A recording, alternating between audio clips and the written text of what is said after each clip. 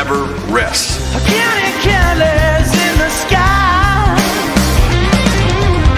What a thrilling time to be alive. What is up, everybody? I'm Jake Rowe. He is Jake Roos, and we are from Dawgs HQ live here on Thursday morning. Georgia has wrapped up a pro day. They've wrapped up a spring practice. They've got another one coming this afternoon. I'm pretty sure we're going to get to see some practice this afternoon, although we have not been told yet a time for viewing, so who knows what could happen. But we're here, and we're going to talk about spring practice. The Hoop Dogs dropped out of the SEC tournament last night in the first round by Oklahoma, a team that's kind of fighting for its life. We'll get into that. We got to hear from a lot of different people in this show and a lot of different of our partners, but none more important, none better than American Pride Bank right up there. You see it, APB, your community bank, but also your trusted partner. And listen, American Pride Bank's been with us here for a few weeks, and we love them. These guys are awesome. They are great partners, and everything you need at American Pride Bank, it's there. Whether you need to do savings with money market accounts, you need to set up a checking account, business checking, credit cards. American Pride Bank has those tools. It has them all online for its customers and for its partners. And we appreciate American Pride Bank. The Georgia Show is presented to you by American Pride Bank. And Jake Roos is presented to you by the North Georgia and South Tennessee mountains is where he comes from. What's going on with you, buddy? Not much this morning, brother. Just getting up and going, and looking forward to this one, man. It's a big week actually for Georgia. We finally got some real ball to talk about, and that pro day was pretty interesting as well. So let's hop on in here, Jake, talking about spring practice underway. And I'm just curious. I wasn't on site for it. I know you were for the first day. I guess probably the big story was Colby Young being reinstated. Talk to us a little bit about that. That was one of the main storylines that come out of it. Yeah, I mean, God, there were so many big storylines, I felt like. But that was a big one. It was very expected. I had that story written for weeks. Although you really didn't have any confirmation on it, you kind of knew, hey, when he got cleared by the Equal Opportunities Office to come back to practice, if he had eligibility and got the legal situation resolved, he was going to be able to come back and play. So Colby Young's back, second year in the program. I think we talked about this, or it may have been Rusty and I talking about this, but receivers with fifth-year receivers with 6'5" and the production, the 10 touchdowns, all that stuff he did at Miami, the stuff he did at Georgia with a second year in Georgia scheme, that guy wasn't available in the transfer portal. Those guys aren't out there very often. And Georgia, they got a big break with this, just with the JUCO ruling, and Colby Young got a big break too, by the way. I think when Colby Young, next time he gets a flat tire or something, next time Colby Young's alternator stops working or he needs a new battery, I hope he doesn't get too ticked off about it. I think he needs to kind of back off and say, hey, let me, like that old hymn we used to sing at church, count your blessings, name them one by one. I think Colby needs to do that because this is a very, very good break for him. And listen, for his sake, I hope he takes advantage of it. Oh, absolutely. Of course. I mean, I think everybody's hoping that that's the case. And, I think, Jake, the really interesting piece of this is that it not only gives Georgia some experience back with a guy that they had really hoped to kind of lean on last year, but when you add Noah Thomas to the mix to this, that's what really intrigues me. That's a couple of real matchup nightmares for opposing defenses. I imagine that they'll be able to scheme some stuff up for those two big guys. Yeah, I mean, Ralph Sampson, Keem Olajuwon type stuff. I mean, it's the old school. But no, I mean, I know a lot of folks are going to get jazzed up about red zone and jump ball and like you're talking about matchup stuff. The thing about these guys, and something that I kind of noticed last year with Colby Young, and I definitely noticed it with Noah Thomas. Noah Thomas, yeah, I kept wanting to call him Rah Thomas. Noah Thomas, just bad stuff here. He's a run after catch guy too, even though he's 6'6". I mean, he's a tough guy to tackle once he gets his hand on the ball. I mean, I'm not saying he's a quick screen, now pass type guy, but I mean, when you talk about somebody who can go and run like a 14-yard dig, catch it, break a tackle, make something happen. He had a 70-something yard completion against Auburn this past year, really tore them up. I like Noah Thomas a lot, and the returns there have been really good. And, you combine those two big guys with the likes of Zach Branch and Dylan Bell and Sokovie White and these run after catch guys. And listen, I mean, you're able to – you talk about the matchups, you're able to put these guys and split them out and use their size in the blocking game, and while also getting receiver skill out of them. Like, you have to commit a smaller cornerback in every instance when you compare to those two to defend them downfield. But then that guy's also got to contend with those big bodies when it comes to blocking, and that counts for the run game, counts for everything.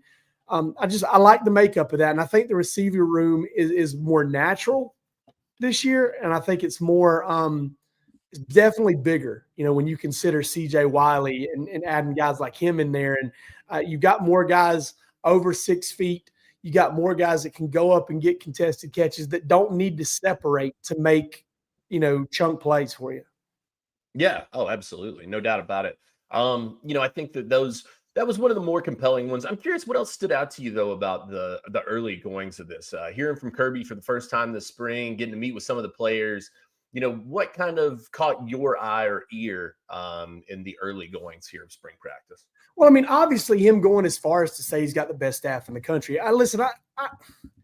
We talk about this a lot on the board, and I want to kind of – there's some things you can say sometimes that just don't come through whenever you're trying to talk about them. I don't think Kirby's right about that. I mean, I don't. I think there's probably a better staff. Here's the debate that they've been having on the board, and I do think that it's a relevant one. When you take it top to bottom, is there anybody you would swap the staff out for? I don't know if that's the case. I understand that there are pieces that you may want to improve upon, and I'm not going to discount that for anybody. I think that those are relevant conversations to have. But I think top to bottom, you've got kind of a difficult argument with Kirby here in terms of the makeup of the staff. Yeah, I can see that. But I'm going off odds. Right? Like, the odds of you objectively having, if there was a way to measure it, if we could go ask God himself, who's your favorite, coaching staff in America. I doubt it's Georgia. Okay. They probably don't go to church enough or something. They don't do enough communion. Yeah, either way, like, I get where people are coming from, but I don't think all of this kind of ascribing different emotions or different reasons to Kirby, I think, is just ludicrous. Guys, listen, I work for Dawgs HQ, and Jake Roos is my really good friend, and Rusty Mansell is my really good friend. If either one of those guys were we're like bringing Dawgs HQ down, we're like, trying to bring it down, and I was able to say, hey, we got to fix this right now, I would do it. I would make it happen in an instant. It's what I've put my life into. It's my work. It's my legacy. And Kirby's the same way. And Rusty brought this up, and it needs to be said again. There's a clear counterexample to this. Kirby won't fire friends. He fired James Coley. Not only did he kind of humiliated James Coley, if you really want to get into it. He hired Todd Monken. Okay. Then he said, basically said James Coley's going to move to an offensive assistant coach, hired him, demoted him, let him go. He went to Texas A&M, and it had no problem. And then Coley leaves South Carolina to come back. That's how these things operate. It's a business, and these guys know that. And that's the only thing I have pushed back on. Like, I don't know if this is going to work. I don't know if Georgia's going to be any better. I don't know if listen, if you say they're going to be worse, I can't really argue with you. The only argument I've got is I don't think Kirby, who runs the show, is going to let it be worse. I just don't think it is. I think Kirby, I know there's only so much he can do, but he can get those guys into gear, and he can get this team into gear, and he can kind of get this thing going. And another thing I would point to, those aren't the only two coaches that everybody wants to get rid of. Okay. Everybody wanted to get rid of Dante Williams as well. Kirby's had no problems flipping defensive back coaches over the years, fellas. Not always. Yeah, you're not going to hear the word fire used a lot, but he's moved on from some guys like that. I Yeah, mean, they have perhaps you should moved on. explore other pastures. Totally.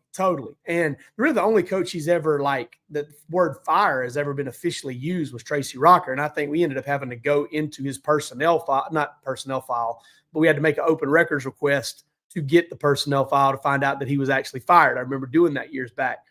Yeah, when I look at this and kind of, evaluate it from a whole thing, I say, all right, well, Kirby didn't let go of Dante Williams when everybody else says he should. Maybe Kirby thinks like, hey, continuity is the way to go.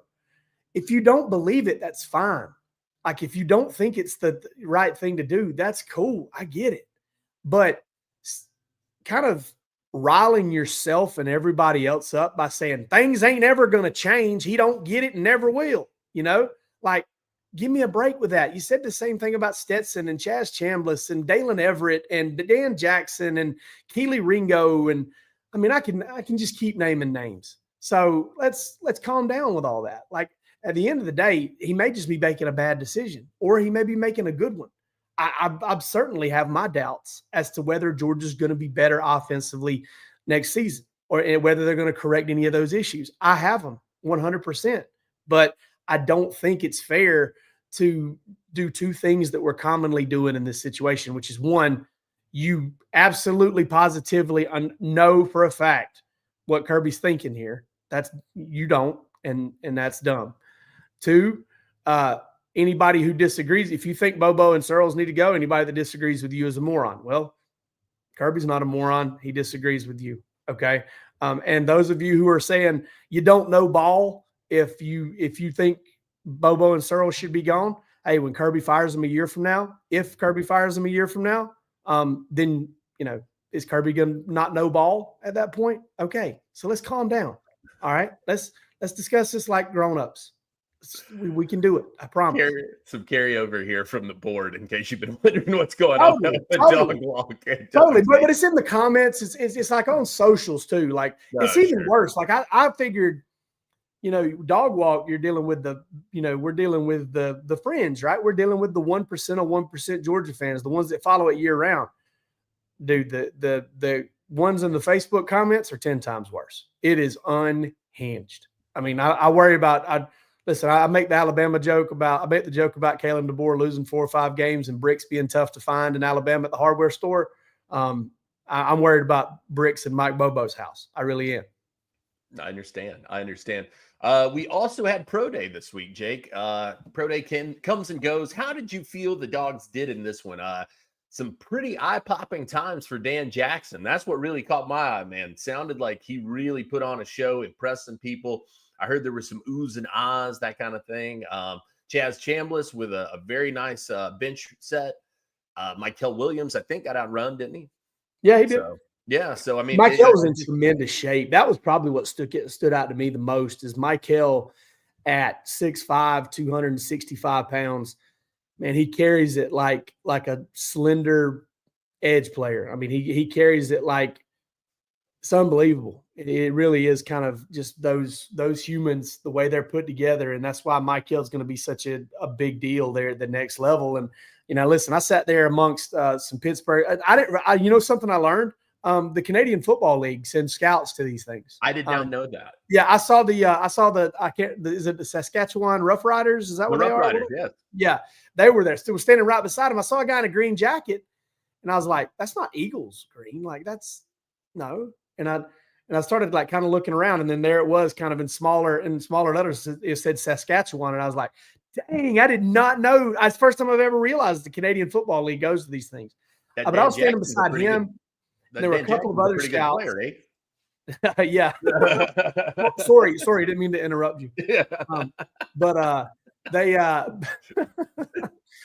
there were a couple of scouts to my right, and then there was they were just distinctive looking guys. The Steelers and the Bears were to my left because the Bears guy was standing up on a chair so you could kind of see over everybody, a little bit of a shorter guy. And when Dan Jackson ran his I'm sorry, I was on Mikel Williams. When Mikel Williams comes out, like, I'm not sure a group of girls on their at the bachelorette party would have made more noise than they made when Michael Williams walked out without his shirt on. I mean, it was just, these guys were just kind of, I don't know, it was the weirdest sound and stuff like, oh goodness gracious, look at that dude. I was like, man, this is meat market out here. But he comes walking out, he's in great shape, he runs, and there's some like, man, he's something. And Dan Jackson runs, and I turned immediately because I got him at a 4.41. And I turned and looked because I was on one knee up at the Steelers scout because I had been talking to him. And he goes, like he was so fired up. Bears guy was the same way. The other scouts were the same way. The Canadian Football League scout didn't. I mean, he was nonplussed by anything, basically. I mean, you can't surprise him. He's seen Canadian football. So, and polar bears probably. But yeah, so that's the way that went. And those two definitely impressed. I didn't get to see a ton of gunner throwing to the receivers, but I did notice watching him warm up that he's worked on kind of a higher release in terms of a higher hand separation. His hands were kind of down here when he was separating. It was kind of coming like a big wheelie motion. I thought that he's kind of worked on that and is working on a little bit of a quicker release. You could definitely see him making the effort there. And then, obviously there was Warren Brinson's comment, which was probably the news of the day. We're gonna talk about that. I've got that slated for later, but okay. Another guy that I felt like was a little bit off the radar, but everything I saw looked really good on him, Jake, was Ben Urasek.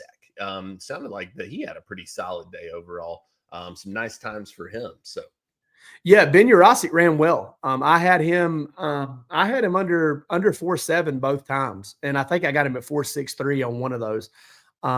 But yeah, you could hear some murmurs whenever he ran too. And I tell you, that's the first time I've ever seen him in person. One, I think he's trying a little too hard to look like Travis Kelce. And two, I'm only semi-joking there. I mean, listen, the guy's got a little bit of a tight haircut and a mustache. I mean, what else can you do?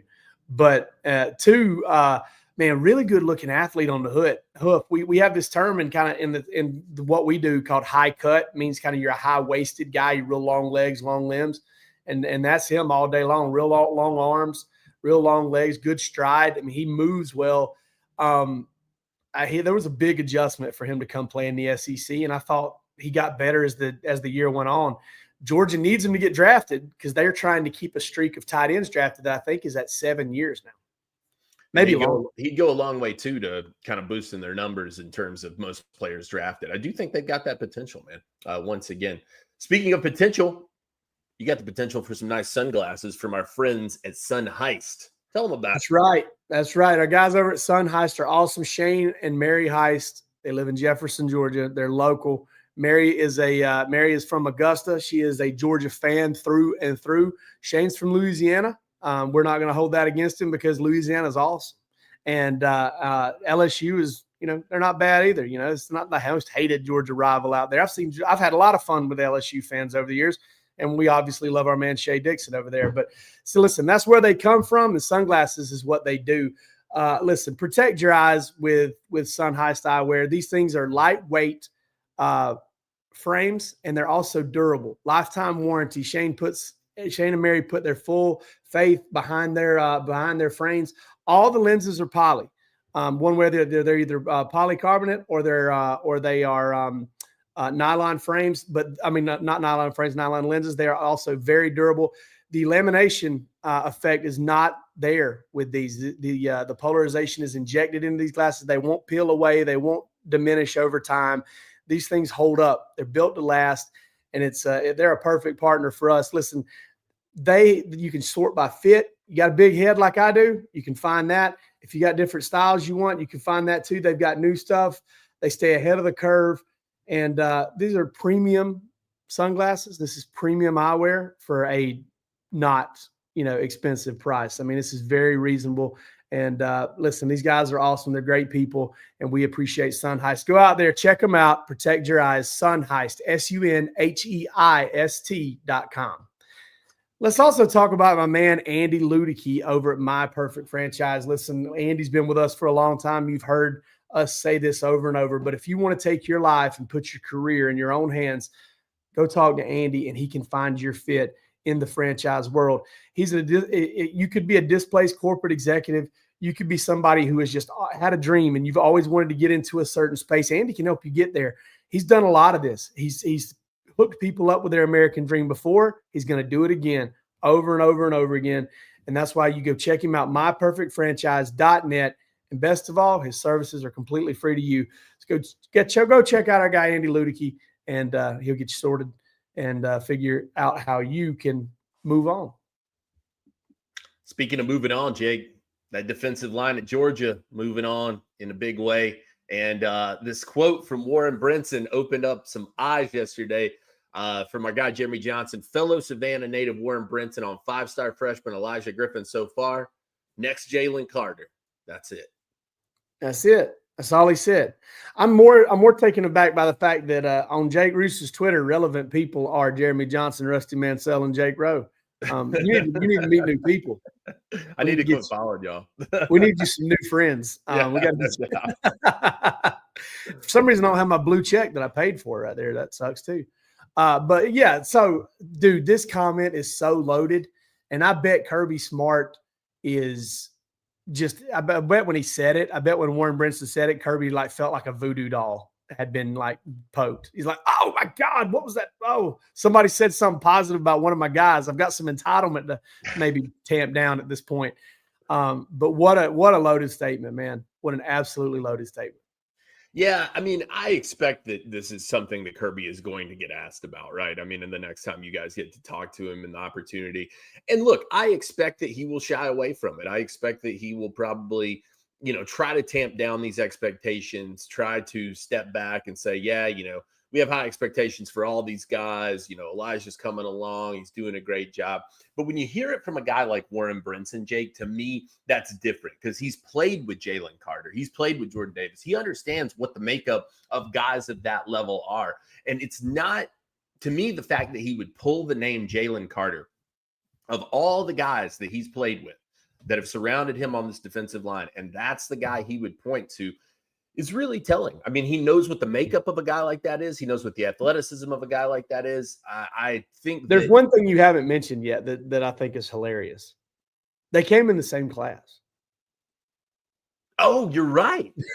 You're right. I didn't even think about that. Yeah, you're right. They were being recruited together.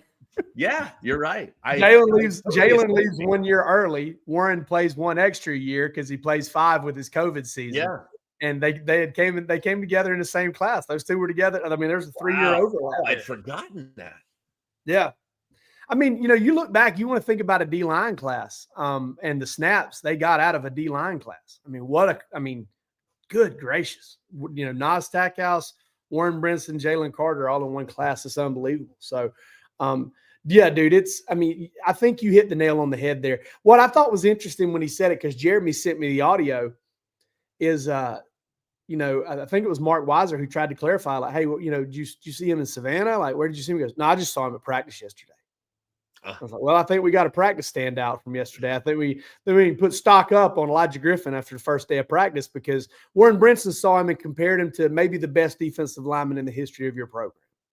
Well, and I got to tell you, Jake, the thing about it is, I said this on the board, Kirby will probably try to tamp this down.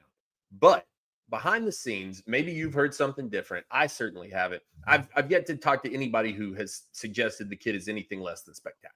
The expectations around this guy from people who know what's going on, who've been around this for a long time, are that he is this caliber of player, that he can be. Jalen Carter is a lofty comparison to make for anybody, but that Elijah Griffin is that there are not a lot of Elijah Griffins in the world.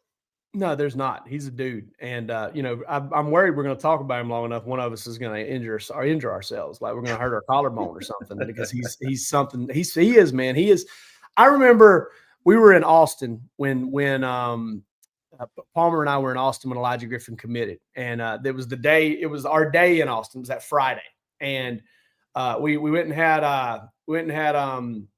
La Barbecue was where we went to get our, beef short rib and all this stuff, or beef rib and all that stuff. And we ate, went back to the van because they gave us a rental car for a van, and we covered the Elijah Griffin commitment. And we're waiting on everything to go down, and Palmer hadn't seen his film yet. And Palmer's like, hey, are you going to do the huddle? And I was like, yeah. And he goes, And I pulled up his huddle and I started watching it, and the sound was really loud on it. You know how it gets, like, just something pops up and it was really loud. I think an ad came on or something. And so Palmer kind of snapped over and started looking at it. And then he was watching it and he saw the first two plays. I can't repeat what Palmer said, but it was something along with the cadence. I mean, it was, it was loud too. I think I remember some people walking by and kind of turning their heads at the car. But Palmer had some loud words for the first time he saw Elijah Griffin. He goes, that's unreal, like what he's doing there. And listen, I know it was kind of small school ball, but it was also one of those games was against Cedar Grove in the state championship game. He was the same, mean, like as Herman Boone said, Denzel Washington, and I'm the same mean old cuss to them as I am to anybody else. He was giving them the same treatment, the same business. I think Georgia's got a real special player there. And listen, we thought they were going to put Justice Terry up beside him too, and that didn't happen. We thought we might have a chance to put Kevin Wynn up beside him. That didn't happen either. But getting him in the fold is big. And then obviously, they'll have a chance to kind of maybe add somebody like Sevin Cloud to come in and help right away. He's on campus today, according to Rusty. That's Georgia's building on the D-line, and they're getting some of those difference makers back. I know that a lot of fans have been pining for the difference maker over playing a bunch of different guys up there so much. Is, let's get in there, get a guy that can play a high number of snaps. And those guys come in super handy, Jake, when you talk about like, hey, it's 3rd and 2, or, somebody that can beat a block right now and go make something happen. Those are really valuable football players. And Georgia learned that with Jalen Carter, who, listen, when I went back and looked, I wrote that story. I was really surprised at Jalen Carter's production. He is living proof that don't look at the stat sheet and determine how great a D lineman is. 3 years, 6 sacks, and I think 17 tackles for a loss. And, you got Richard Seymour out there back in 2000, had over 100 tackles from his defensive tackle position. Sure. And I still think Jalen Carter's just as good or better. Yeah, no, absolutely. And I mean, look, to me, the thing about a guy like Warren Brinson about Elijah Griffin is that he does have the opportunity, I think, because of his skill set, to be a factor even this year. I'm not saying he's going to start or anything like that, but I think he's going to play meaningful minutes. And I think the thing about it is, too, when you're working with a guy like this, especially in this era, probably never more pronounced than right now, you got to get what you can get out of this guy. You need to get all you can out of him while he's here, because you are not going to have him for 4 years. That is not going to happen for Elijah Griffin. He's not playing an extra year at Georgia. If he does, something went awry. So I think you got to go ahead, get what you can out of a guy like this, in my opinion. You talked about some recruiting. 5-star quarterback Jared Curtis in town today, Jake Rowe, coming off of an Oregon visit. Now he is in Athens, taking in the Classic City for what looks to be a pretty crucial set of visits here. He comes off of a long one to Oregon, and now spending time in Athens. The timetable on this not totally set. We saw something from his agent today talking about, it's not going to be just about the money. I'm sure it's going to be somewhat about the money. Also said that Jared Curtis is going to commit to the school of his choice, and then they'll start talking about money. How's that oceanfront property in Nebraska going for you? Right. Brother? Sure. Yeah. No, I'm sure it'll never be brought up. I'm sure no one will talk about it. Come on, man. Yeah. We gotta quit. We gotta quit hiding behind like, oh, we're doing this. Listen, the right way is to get as much money as you can. Let's go ahead and say it. The right way is to milk it, brother. If you can set yourself up for life in these 3 years, go right ahead. All right, that's the right way. Quit acting like it's about anything. And I'm not saying about anything else, but like saying it, trying to give us the impression that it's not about it at all. Give me a break. Come on. Absolutely. Yeah. Your impressions, though, going into this one, I'll tell you my feeling on this, Jake. I think that this is going to come down to two things, and it's going to come down to distance versus money. And that's all it's going to come down to. I think he feels like he can be developed at either place. I think he feels like he can make a ton of NIL money at either place. I think he feels like the opportunities are ample at either place. But if he wants to stay closer to home, that's going to be Georgia. If he wants to make the most money, he's going to go to Oregon. And that's all it boils down to in my mind. I don't think that there's that big of a difference between those two things other than those two differentiating factors. I certainly think that is the, and that may not totally encompass the situation, but I agree. I think that throws a very large tarp over most of it, like a big portion of what we're dealing with here.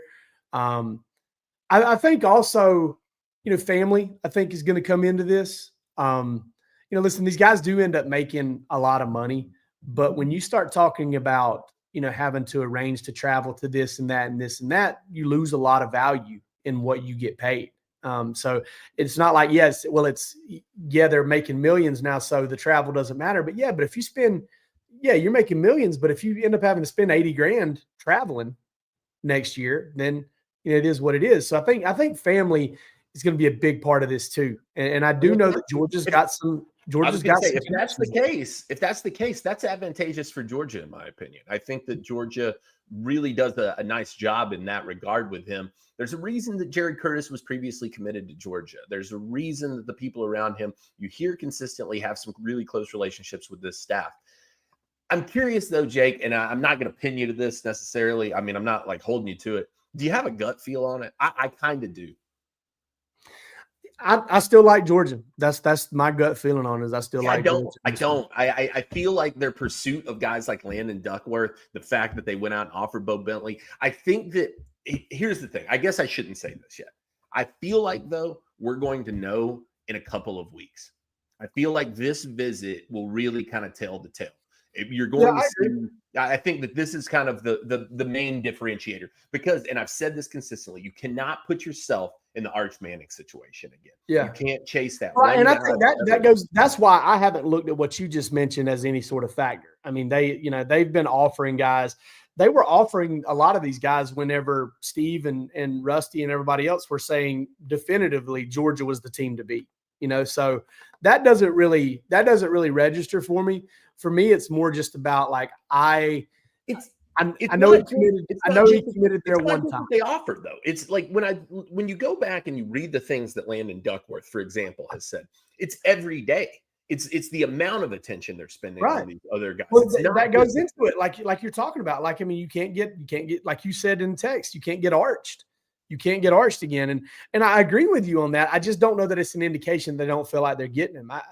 Listen, they had even if they get him, Jake, they had Dylan Raiola snatched out from under them at the very last minute in December. They've and then they didn't even have it. They couldn't hardly really grab a backup there for that. Florida tried to swing in on Ryan Montgomery this past year at the last minute and had him thinking. So, now less than ever do I really pay attention to kind of, new offers are going out. They're worried, because they're always worried. They're worried if they got a guy committed and he tells them, hey, I'm committed and I'm shutting it down. They're worried that tomorrow he's going to call and ask if he can, hey, you cool if I go visit Mississippi? Why are you going to Mississippi State this weekend? What's going on there? Well, I mean, the grass is green, coach. That ain't the only thing green. Yeah. You know what I'm saying? So that's how these things go. And that's no shot at Mississippi State. I'm just saying that school in general. Like, schools just come out of nowhere and make things happen. Like, nobody had Nebraska on the radar for Dylan Raiola. And they got late in the process, and they had some cash free up, and they probably had a booster or two come in and be like, hey, let's make a run at this kid. And as it turns out, he bit. He wanted the money and he wanted the legacy. He wanted, in terms of their pitch, he was for sale. Speaking of making a run, Georgia Hoops did not do that in the SEC tournament. Honestly, exactly how I thought it was going to go. Did exactly you really? Yeah, because Oklahoma was fighting for its life, and Georgia was probably, hanging around like, they feel like they were in. They probably celebrated that season, ending win against the regular season ending win against Vanderbilt a little bit. Really enjoyed it. I think they knew they were going dancing. I thought the game was horribly officiated last night, and Pat Adams is the Angel Hernandez of college basketball. He is the worst. He makes college basketball the worst version of itself. The man is addicted to being on television. He is addicted to bringing attention to himself. He's going to have one of those animated charge calls where he crow hops 17 times and does it, or one of those deals where he just blows a whistle and runs off somewhere else. out of nowhere to check a monitor. I think he goes and like Joe Montana's it. It's like goes and calls his wife real quick or something. But he is, dude, without getting too personal, he's really terrible at his job. Just I feel like we're gonna get his burner in the comments under this video. I want to call him a bunch of names, and it's not. And listen, it's not even because a bunch of the calls like went against Georgia last night. It's like when the game got kind of there at the end, he started calling a bunch of ticky-tack fouls on Oklahoma for some reason. And I'm like, dude, let's get this game over. What is going on? Like, is this the last game of the day? And Patty P's got to be on TV. You know, Patty's got to be on TV. I mean, come on, dude.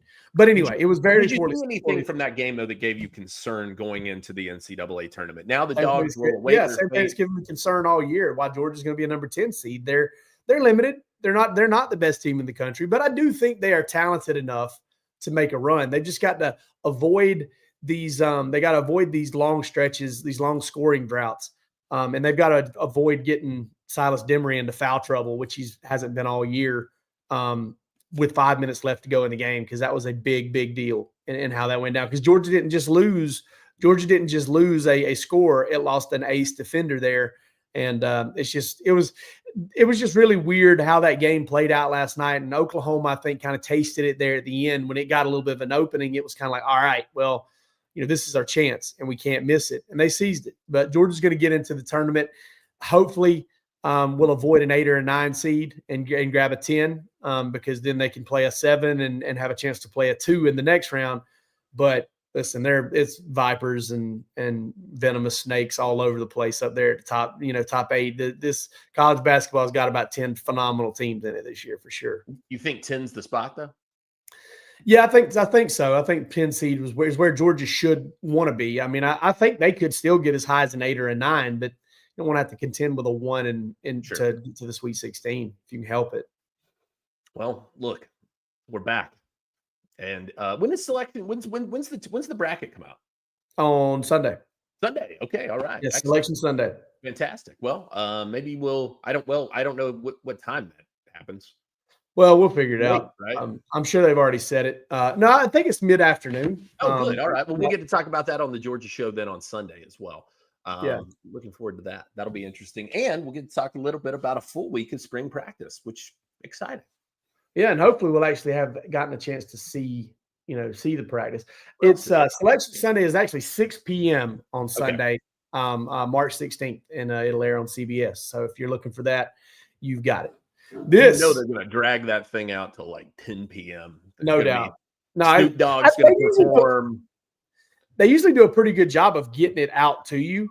And then David Blaine's going to do one in a block of ice. They're going to, they usually do a pretty good job of getting it out, like getting the bracket out. And then what they do is they, talk to this coach from this place and this coach from this place and, flash around. They have people stationed at different spots. They'll do that whole deal, but they'll get that bracket out pretty quick and it'll be a lot of fun. But listen, it's the last one we got before you get there. And like I said, hopefully we get to see some Georgia practice later today, and we'll definitely be back with you on Sunday. But for this episode of the Georgia Show, presented by American Pride Bank, we'll see you later on.